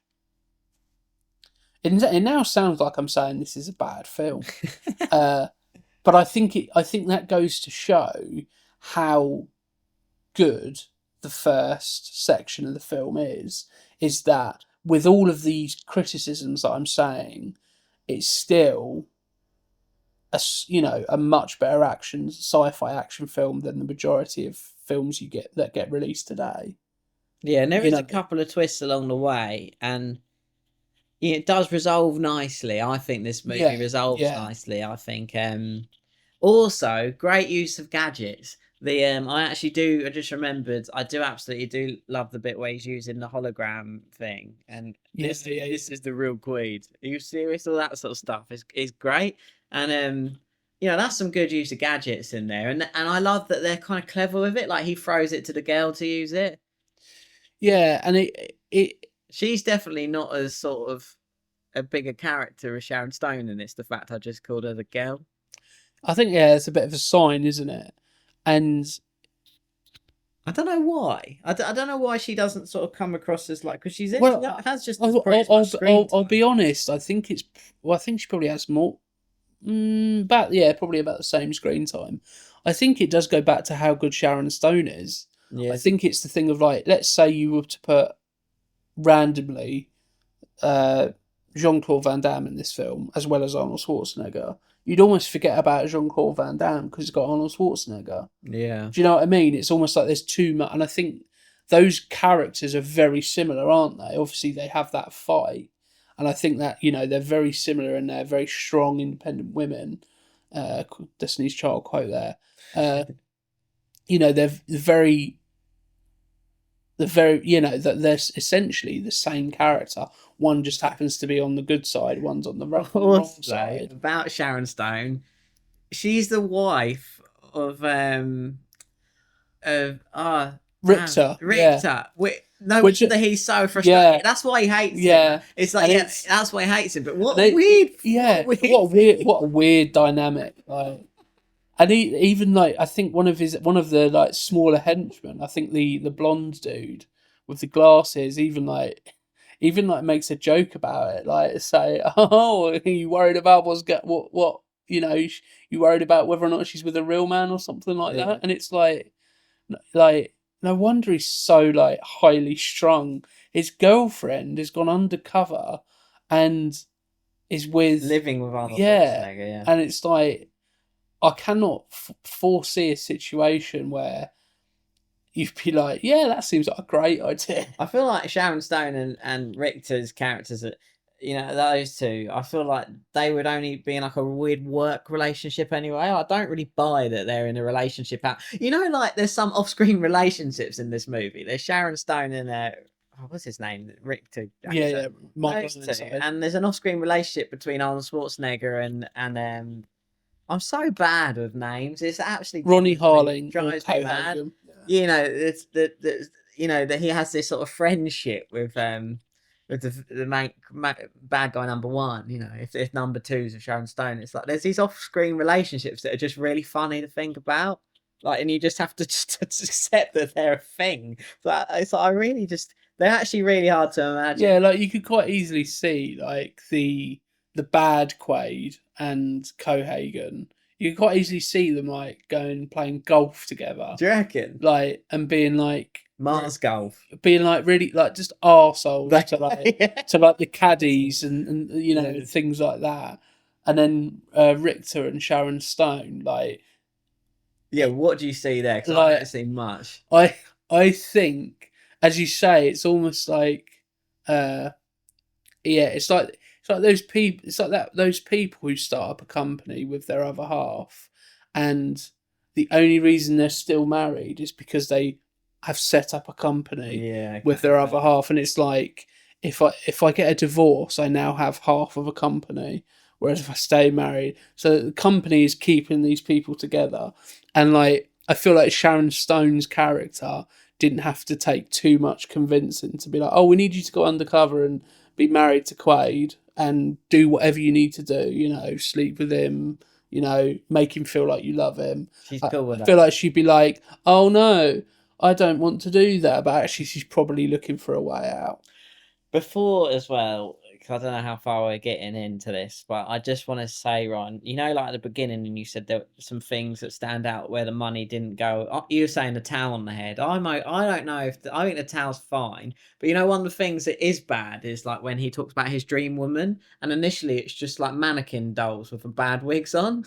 And everything else is really high tech. Yeah, and there doesn't seem to be like any like process of getting it from the mannequin head to an actual woman. Like in like most things now, it's usually like, oh well, you can see it go from being this, and you can see the whole Why does it process. start on a mannequin head?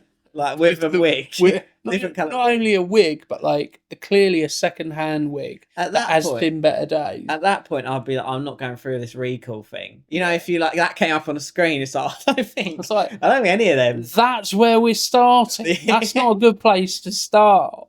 You know. Yeah. So I just didn't want to forget to tell you that because I know I was going to forget. But back in the recall things for the second time, what is they using it for again, Ryan? Is it mind wipe or something? Oh, yeah, to turn him back to the evil queen. Yeah. So, well, you know, that's the kind of reasoning there. I think there's almost an element of, again, this is kind of like the last kind of sequence where we start to like question what's kind of going on. Like, okay, is this a case of he's going in the recall machine? Or is this just him coming out of the recall machine and the rest of what he's done is just the thing that he's asked to be implanted, you know?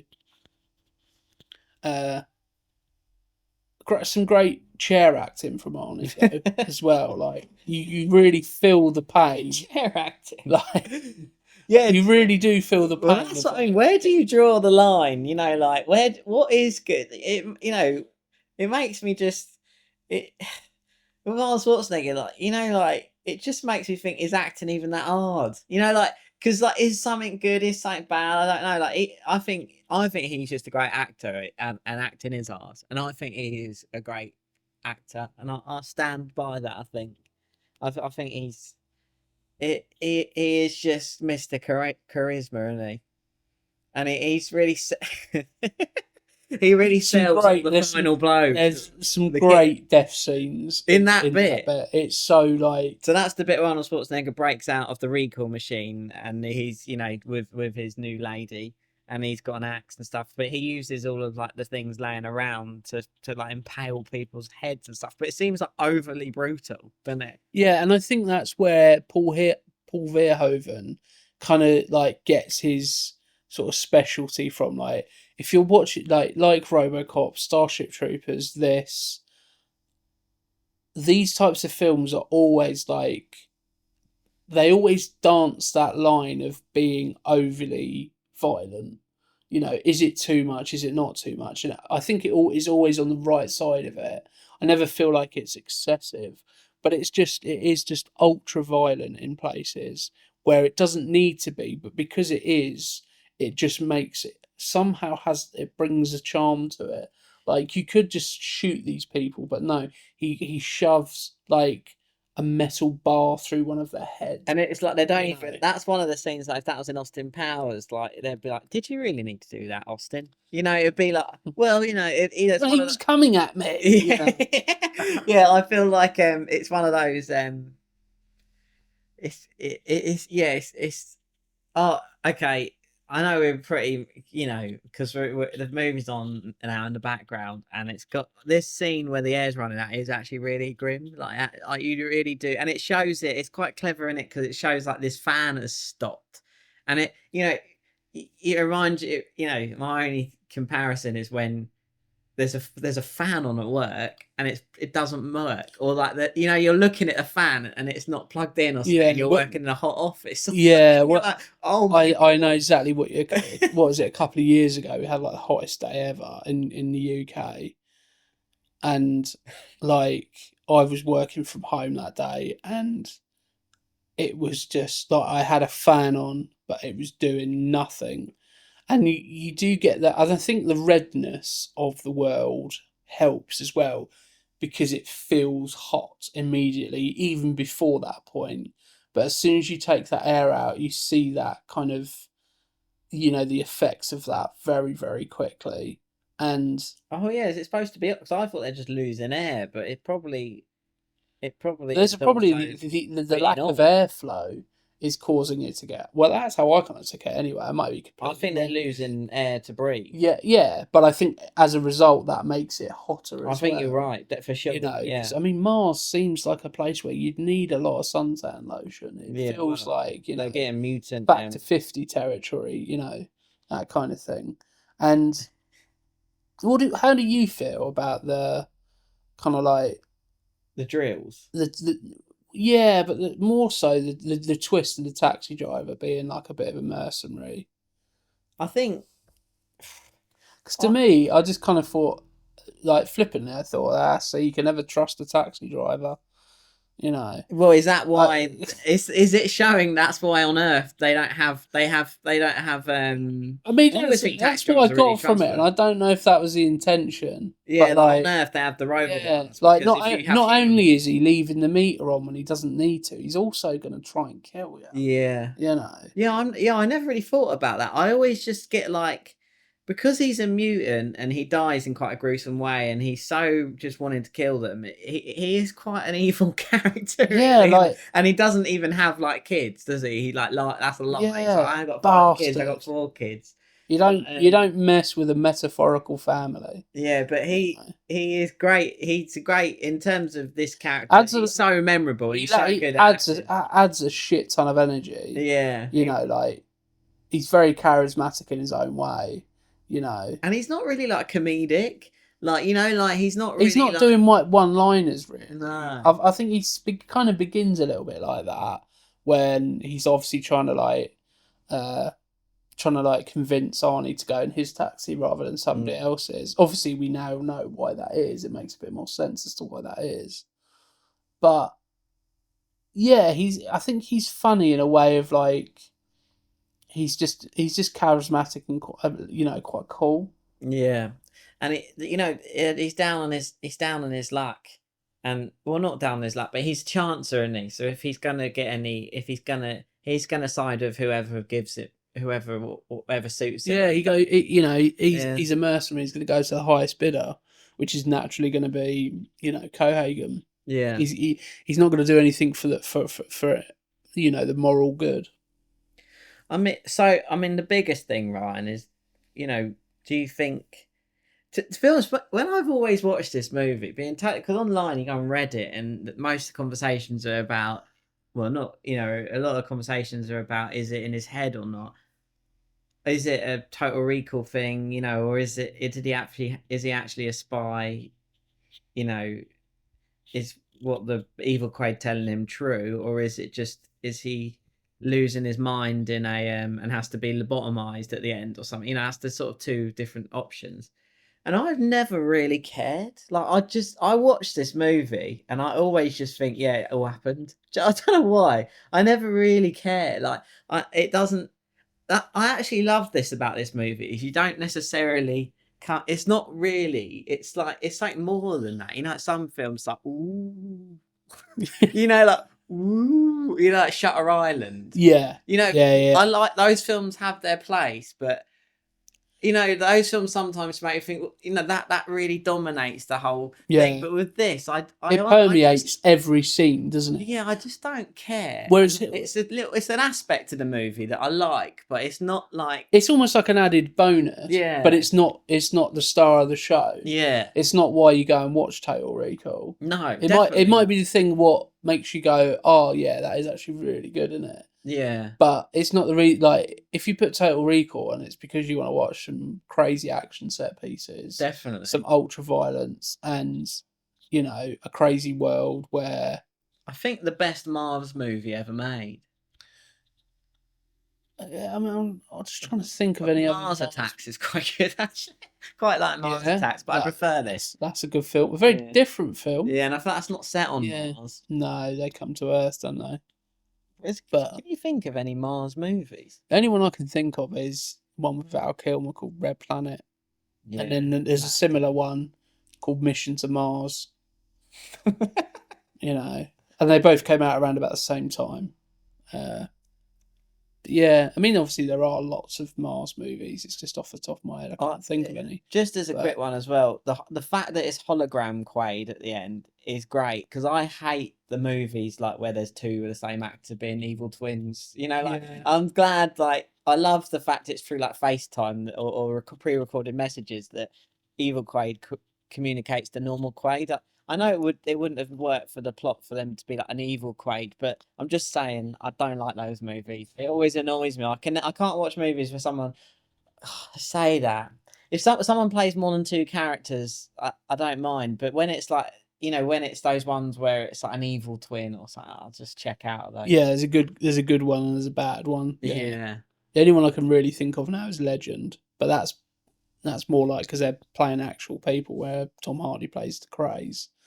But I know the sort of film. You know, that you I'm mean, thinking yeah. that I'm just thinking that Jean-Claude Van Damme movie that I never liked, Yeah, where he's like his evil brother or something. yeah, and I know there are others, but I can't. Like, you keep spurring things on me where I can't think of the type of movies. Makes me sound like I know fuck all about movies. I mean, if you look at this room right now, you'll if you was in there, you'd see how many films there are laying around, and I think, you know, you have a library of stuff, and I believe that you've probably watched it all. I actually haven't, to be fair. Oh, fair. But I would say of. But you've got a spreadsheet. That shows that you care about. That's enough. That's all you need. I mean, I feel like we may have just lost listeners there, but I do have a spreadsheet. Yeah. Oh, of course. Now I remember Richter's death. Now that it's on. Do you with the Body body? Richter. Yeah, I remember it now. I think not to keep like harking on about what I said. What about, you know, the third act? Yeah. What's your problem with the third act, Ryan? I think it's just forgettable. Like, Yeah. Okay.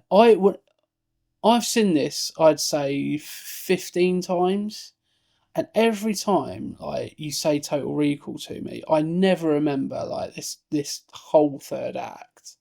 Like, it just is, and With the big button. like when I'm watching it's fine and I'm enjoying it, but it's not like I'm going away saying, I'll tell you what, the ending or whatever. Like, to me, I always remember the bit where he finds out that he's, you know, that he's actually a bad guy who's been made into a good guy rather than a good guy who's become a spy. So the twist, essentially, I always remember that being at the end, and it's not. That's like, I'd say 25-30 minutes from the end. Let's do quickly. How would you have made that second act bet? Because I've got a plan already. Do you want to think of your plan whilst you? Yeah. So Okay. My idea is that I just think it needed a better boss showdown. Like, I don't know why the circle room with the alien fingerprint that you don't really care about because you don't know anything about the alien stuff. The conversation is you know, the blowing out. We're doing the thing again. We're getting sucked out the window. We're getting sucked out into Mars and stuff. I just think I'm not really that into that whole final showdown. For me, I would get Arnold Schwarzenegger in some kind of spacesuit with one of the main villains, and then he kills one of the main villains by ripping off their helmet, and their eyes go all googly. Do you know what I mean? Yeah, you know I see what you mean, and then maybe he starts to lose air. I don't know, but I would have some battle on the red planet. You know, something a bit more like iconic or something. Yeah. Rather than this, because this little bit here with the alien button that you can press to start the reactor, it feels a little bit like generic. Do you know what I mean? Yeah, I know what you mean. I think it's great when they're shot out onto the planet. That's great again from there. Yeah. I think for me, if I was to end this film, and I'm no screenwriter, but I certainly would have, like, the whole story would be more about, you know, much like the first sections of the film, it would be about Quaid finding out about reality, whether you know, this is real or whether or not this is just the memories of his recall. I would focus more on that. I feel like all the other stuff kind of would be great if that was the main focus, but because it's not the main focus, it kind of feels a little bit like unexplored in some ways. So I would leave it as that, and I suppose perhaps have like a bit more of like a realization perhaps from Quaid's character that he may be the bad guy, and, you know, maybe have a bit of a darker ending, because I do like a darker ending. Oh, like he doesn't press the button. He doesn't press the button. He kind of, as just as when he you know, essentially just as he's got he's got to the height of Quaid's humanity and Quaid's heart, he then realizes who he really is. It's almost like that memory or that implant has kind of expired. It could end to white when he presses the button or doesn't press the button, and you don't know if he presses the button. But then we have one of those movies. Yeah, Hey, like I the don't end know, of the it's like thing, those yeah. movies. Because then it would be like, you know, because there's a bit where one the Total Recall doctor says, "Blue skies on Mars." That's something at the beginning. Do you hear that? Yeah. And it's like that sort of foreshadows the fact that maybe he restores the atmosphere to it, and maybe it's all in it. It's all just not really real and stuff. But to me, just more cinematically as well, it would have been, not that I know anything, but maybe what would be quite cool if they just had a few more bits for Sharon Stone, and maybe she was killed off a bit at the final. Maybe she had a final battle with the other woman at the end. Yeah, she dies in the sort of lift just outside of a lift. Yeah, and she dies sort of about halfway through the film, and I mean, it's a testament to how much of an impact she makes in the screen time that she has, that we're saying how good she is. But it does feel like we need a bit more of her in here. Yeah, I agree like, with that. Almost, you know, because I think she's great here, and I think that's where it goes back to me thinking that the film ends in a different place to where it does, because, you know, essentially you've got one of your main villains is killed off. And I thought she was killed off sort of like 15 minutes from the end. Yeah, But she's about halfway through. But I think anybody listening to this episode will probably realise why I'm not a screenplay writer, because I haven't really given much of a good ending myself. you just gave one of those ooh endings. No, I'm joking. Yeah. I think I like the idea of having a darker ending, something like that. I think that's Yeah, quite cool. I mean, I am coming off of a horror triple bill at Yeah. my local cinema, which 2 of the films had like depressing. I'm so glad I missed that, Ryan, because Eden Lake is one of my least favourite movies. And that is a depressing ending. I to a hate. There's film. nothing worse than just getting killed by sort of chav type. You know, not it's a stereotype, but that movie is what that is. You know what I mean? Yeah, Just getting killed by like some normal people, and it's just grim. It is grim, but I think that's why I like Yeah. it. I like the depressing end. The first film we had was The Mist, which is notoriously one of the most depressing endings ever. And it was the black and white version, and it was great. That's cool. So if anybody's listening who is in the Worthing area, have a look out for the triple bills at the Connaught, because I would highly recommend them. So yeah, shout out to them. But yeah, so I think that's why I'm kind of wanting a bit more of a darker ending here. I think it's sometimes it's easy to do that Hollywood thing, isn't it? And go, everything gets resolved and everybody ends up living a happy life. And I don't think real life is like that. And I'm not saying that all films need to mirror real life, but I do quite like the idea of, like, you know. I think some people would say from reading Reddit stuff that it does have, there is a question that some people think when it fades to white, he's actually being lobotomized by the Total Recall people. Yeah. And that, so some people would say that it has a dark ending because you don't really know.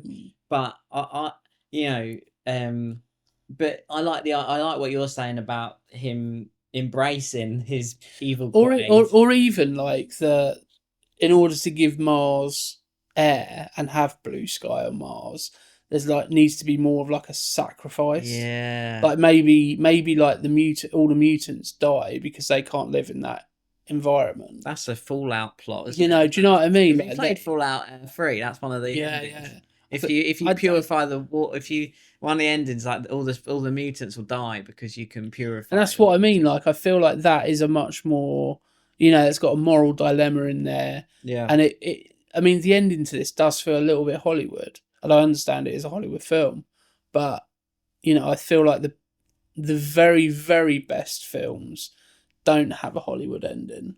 I think anyway. Obviously, there are places for a Hollywood ending, but this film is quite dark in places and quite, you know, fucked up, and it feels weird to have such a nice kind of happy American dream type ending. Feels a bit out of place like, to me. A new world, you know. Yeah. I feel like the way that everybody kind of like looks at the blue sky as if, and you know, with so much hope in their eyes. It's a little bit like, But see, that's because it could potentially just be all a Total Recall program, and that's the happy ending that you would expect in your thing that you've paid for. true. But then You'd pay money for those blue skies. I feel like I'd want more of it. More of you it. saved the planet. I feel like I'd need more of a question, like a bit more of a hint that may be the thing. Oh, what? That it's just total. I think there's enough hints in it to think that Maybe I'm not just real. not picking up on what they're putting down. No, I think the ones where do you know the bit the doctor says you're in a minute you're in your none. So there's the bit at the beginning where he says blue skies on Mars, isn't that a thing? And then there's the bit to show that might already have happened or something. Yeah. And then there's the bits where there's a doctor comes to the room, but he's sweating for some reason. But maybe he's sweating just because like he doesn't believe him. You know, he thinks it's not real. I just think it probably did happen, but I think it you know, the fact that the woman no, that's sort of explained. I think the main thing is when he says, "In a minute, you'll be cozying up to Cohagen, and your walls will come crashing down." And then, literally 20 minutes later, he's cozying up to. He sees that he was mates with Cohagen, and then the walls come crashing down straight after that. I think it does leave little bits. Yeah, it certainly does. I think sometimes, and probably anybody listening to this may probably resonate with what I'm saying. I think sometimes watching a film, it depends on when you've watched it and what you've watched, like prior to, and what you've watched like recently, because I feel like my viewing of this is definitely kind of like altered ever so slightly by what I've watched. So I've been watching a lot of horror movies recently, which usually do have a darker ending, or a bit more of a the killer's still alive, that kind of thing, and i.e. the Final Destination films, which are totally different types of films, but there's always that thing of, hey, everything's all good, and then, oh no, what if we really didn't change what, so I think this is certainly a film I will be rewatching, and it will feel different. Yes, for me this time the action felt slow, and it's not. But I don't know what I was watching before, but I think I was watching something where it was more dramatic and stuff. And like for me, like when they was always chasing him, but always a bit behind him, I was this time I felt a bit laggy. But I've watched this sometimes and it felt 100 mile an hour. Do you know what I mean? Yeah. So I think I totally get that. It's all about the set and setting. Yeah. And as I say, like I feel like a lot of this episode have been quite down on the film, which is quite a surprise because I do love this film. Yeah. It's really random. I think perhaps the reason why I have not that I even have so much of a problem, but the reason why the problem exists for me in the third act is because of how much I love the first act and the second act. And I love that, I love that world it creates. I love everything. And I just feel like it's almost there. It's almost like, it's like when you bake a cake and you go, oh, that's all right for a first go, but I'll get that right next time. I feel like if they were to, if they maybe done another draft of that third act, it could have really sort of like, could have been full amount of bones. Yeah, absolutely. So, on that note, out of 10 skulls, if you had to give this a rating, 0 being worst film ever made, 10 being absolute perfection, where would you rate it? For me, this is a 9 skulls. I think 9 skulls. I think I got. It felt a bit less on this rewatch, to be honest, but you can't. The level of like how cool the sets look and how immersive the world is and how good Mars looks and how memorable this film is, like it's so good. I mean, I think maybe it just falls off a bit on some things, but and this time it felt I was a little, I hate to say not bored, but I've seen it so many times, and on this rewatch I was a little bit like, hurry up. But I that's no reflection on the film. I've just seen this so many times. Do you know what I mean? I've seen it loads. It's great. Yeah, I think it's one of those films that perhaps we need to have a good chunk of time before we watch it again. I think as well, this is something that if you get to know me as a person personally, at one point I would probably force you to watch this film. Like, people 100%. around me have all seen this because I've probably stuck it on at a certain point. Like I feel like this is a film that I love. Yeah, What about your 100%. bones? 100%. Just going off what you said, if you hadn't seen this film, this would be the sort of film that I'd watch and go, fucking hell, I need to tell Simon about that. And I'd be like, that's 10. You'd be like, That's yes, the best movie ever. that sounds fucking that sounds fucking amazing. Yeah, let's watch it now. Let's put it on now. So for me, I'm going 7 skulls out of 10. Yeah. I said bones. I'm so Yes, sorry. I mean, are you doing skull and I done skulls simply because skull and bones. That's yeah. right. Well, there you go. Okay, skull and bones. The Bury Our Bones Pirates. Yeah, Bury Our Bones Pirates. There you go. You've heard it here first. That's some merchandise, certainly. 7 skulls out of 10 for me, which is a like a really solid score. I think if it had it, as anybody who's been listening will have been able to pick up on, slightly better ending, it'd definitely get to an 8 or an 8.5. I hear you. Exclusively only on Orangutan Records, Jake Fratelli sings the classics.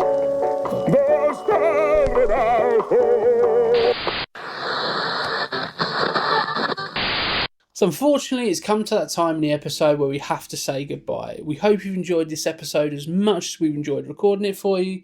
Don't forget to like and subscribe from wherever you get your podcasts from. And also head over to our social media platforms to stay up to date. We thank you for listening to Jimmy Murphy, Simon Keet and Ryan Etherington. Together, we are Bury Our Bones with Cinema.